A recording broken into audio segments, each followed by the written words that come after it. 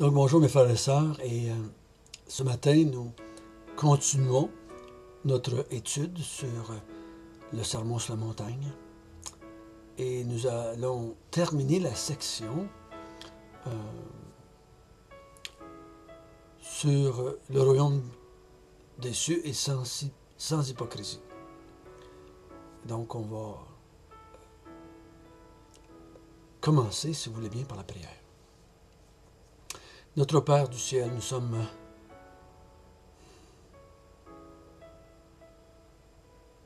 vraiment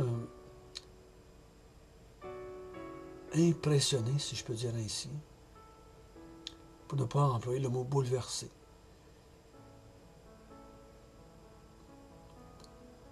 Quand nous méditons sur le royaume des cieux, en pensant au Sermon sur la montagne, on voit à quel point tes pensées sont différentes des hommes. Seigneur, si tu nous avais demandé comment on percevait le royaume, on aurait pensé plutôt à château, à richesse, on aurait pensé à liberté, on aurait pensé à un paquet de choses, mais on n'aurait probablement pas pensé de parler de ce que nous voyons jusqu'à date.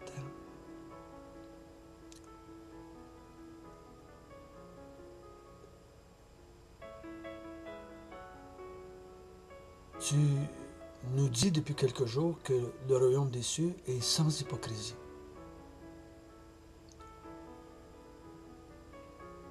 Et nous te demandons, Seigneur, que tu nous aides à comprendre qu'est-ce que tu veux dire et pourquoi tu veux que ce soit ici. Dirige-nous par ton Esprit Saint, Seigneur, et nous te demandons ces choses parce que nous recherchons ta gloire. Amen.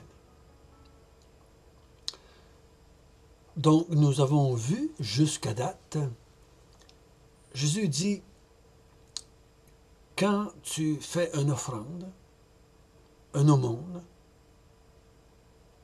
qu'elle soit faite pour être vue de Dieu seulement. Tu veux que ce soit Dieu qui sache que tu donnes. Je veux que vous pratiquiez votre vie chrétienne pour Dieu, pour être vu de Dieu. Ensuite, il dit, il va dans le domaine de la prière. Il dit, quand vous priez, priez pour être vu et entendu de Dieu, et non pas des hommes. Et c'était la coutume. C'est l'être humain qui est comme ça. Rappelons-nous, nous ne sommes pas assis dans un banc d'église, là. Nous sommes assis sur la montagne des béatitudes avec Jésus, et nous entendons ces vérités-là, ces principes-là, et cet homme-là qu'on écoute, ceux qui sont assis sur la montagne, croient, pensent, espèrent que cet homme-là, c'est le Messie, et qui va emmener le royaume des cieux. Mais ce qu'il dit est tellement pas ce qu'il pensait qu'il dirait. Et ces gens-là qui étaient assis dans la foule étaient comme vous et moi. On était habitués à faire les choses pour être vus des hommes. La Bible ne dit-elle pas que l'homme regarde à ce qui frappe les yeux? On veut être vu des hommes. On disait quand j'étais jeune, ils vont à l'église pour montrer leur nouveau chapeau. Et c'était une pensée qui était là, qui était culturelle, mais qui était en même temps qui était vraie. Combien de fois on est déçu parce que les gens ne remarquent pas ce qu'on a dit, ce qu'on a fait, ou ce qu'on n'a pas fait, ou comment est-ce qu'on est habillé, ou qu'est-ce que sont pas reconnaissants. Et on le faisait pour être vu, pour être complimenté, pour notre image, pour notre bien-être, pour notre valeur personnelle. Il dit, quand tu donnes un aumône ou quand tu pries, tu le fais pour Dieu. Et on a vu que la prière, c'était, premièrement, si c'est fait pour Dieu, devant Dieu, le contenu va refléter cela. Je suis devant Dieu, seul à seul, même si quand je suis dans la foule, je prie Dieu. Et le contenu des prières, on a vu que c'était pour Dieu, pour le royaume de Dieu, pour l'avancement du règne de Dieu, de la gloire de Dieu, que la volonté de Dieu se fasse. On a vu que on se remet à lui pour notre pain quotidien. On a vu qu'on lui demande pardon. Pardonne-nous nos offenses. On va y revenir ce matin, là-dessus. Et on a dit, protège-nous, défends-nous du malin, parce que tu es le Tout-Puissant, parce que la gloire t'appartient, parce que le règne t'appartient. Donc, on veut que toi, tu nous protèges de l'ennemi du royaume. Et là, à la fin du verset 13, il y a le mot Amen. Donc, il semble que Matthieu termine ici l'enseignement de Jésus sur la prière. Et là, il revient au verset 14 avec le même sujet que le verset 12. On a l'impression qu'il se répète. Mais là, je crois qu'il sort de la prière, il est en dehors de la prière, et il continue son enseignement sur le sermon sur la montagne. Donc, nous allons terminer cette partie de l'hypocrisie, et il va, encore une fois, nous parler de cela. Lisons à partir du verset 14 jusqu'au verset 18.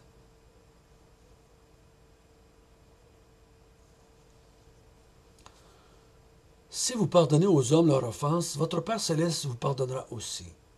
Mais si vous ne pardonnez pas aux hommes, votre Père ne vous pardonnera pas non plus vos offenses. Lorsque vous jeûnez, ne prenez pas un air triste comme les hypocrites, qui se rendent le visage tout défait pour montrer aux hommes qu'ils jeûnent. Je vous le dis en vérité, ils ont leur récompense.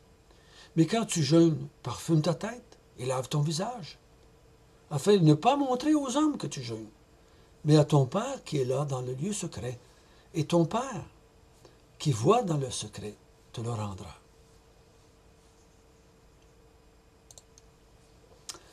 Pardonnez aux hommes les offenses. Mais il dit, on a vu au verset 12, pardonne-nous nos offenses.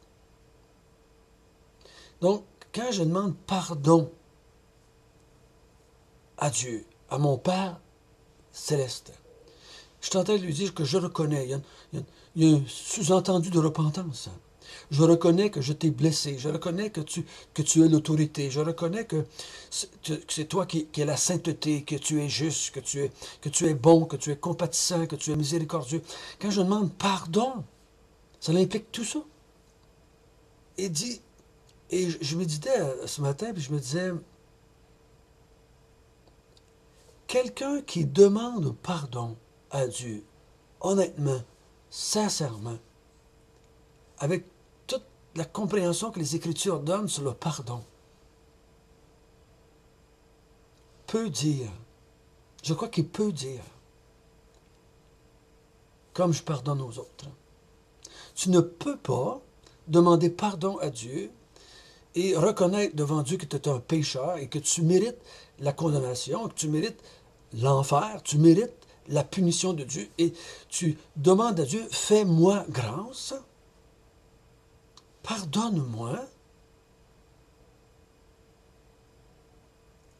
Cette personne-là qui devant Dieu est honnête et qui demande cela, automatiquement, il va pardonner aux autres. Mais si on se retourne dans la foule, assis sur le mont de Béatitude, il me semble, en tout cas, si moi j'avais été là dans ma vie de tous les jours, j'aurais dit, mais Seigneur,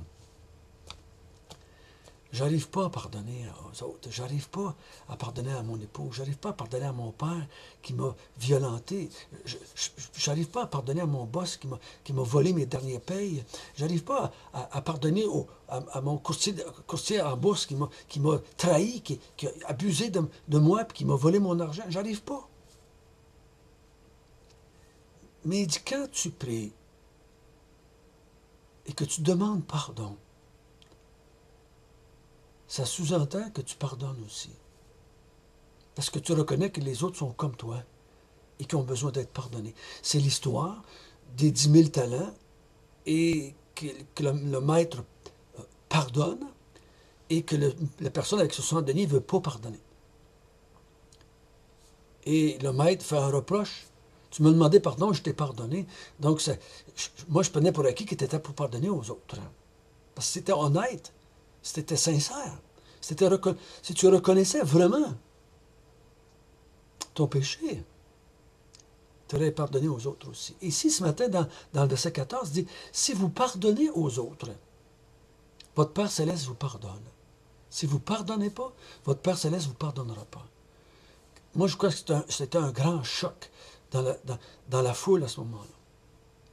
On ne peut pas espérer être pardonné si on ne pardonne pas. Moi, je crois que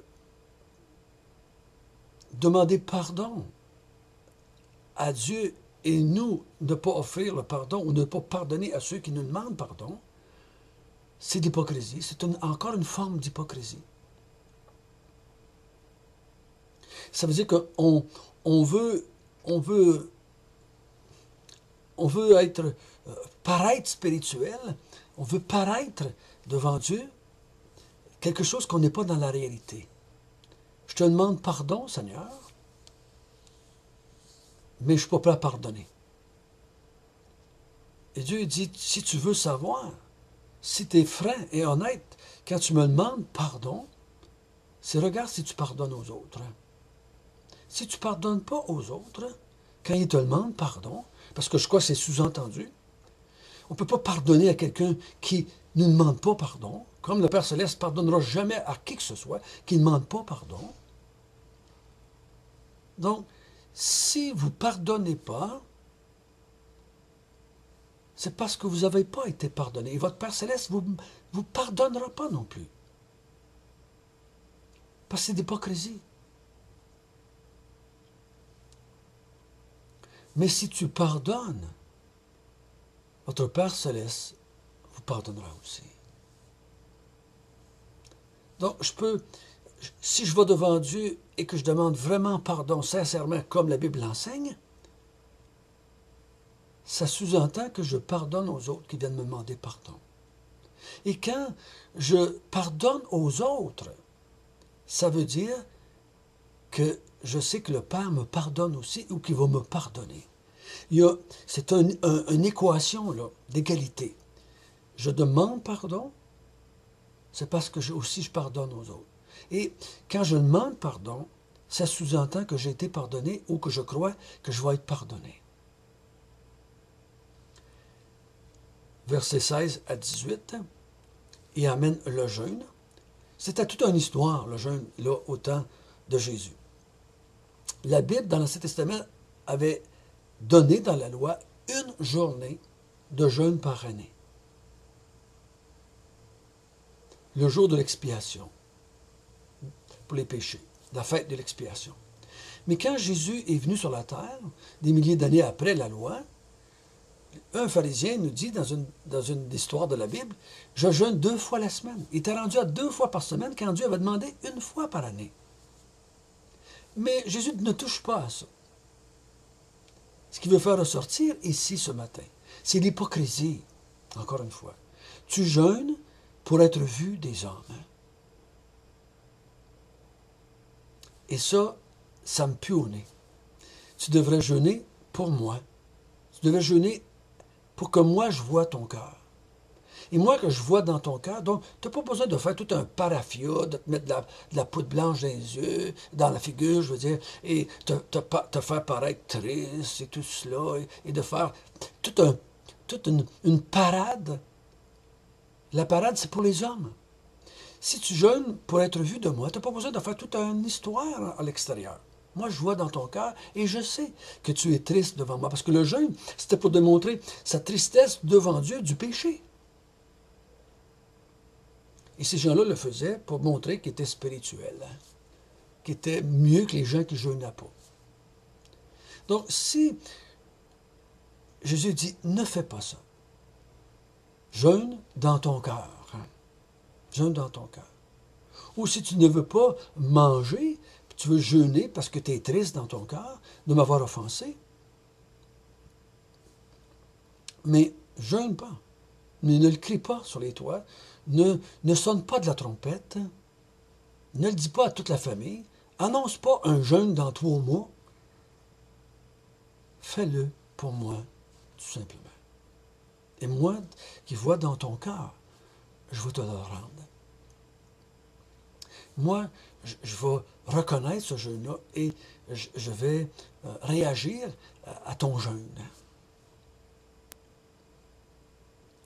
Voyez-vous, toute cette section de 1 à 18, ça parlait, dans le royaume des cieux, les gens vont faire les choses pour être vus de Dieu, pour être entendus de Dieu. Ceux qui vont faire les choses pour être vus des hommes ne font pas partie du royaume des cieux.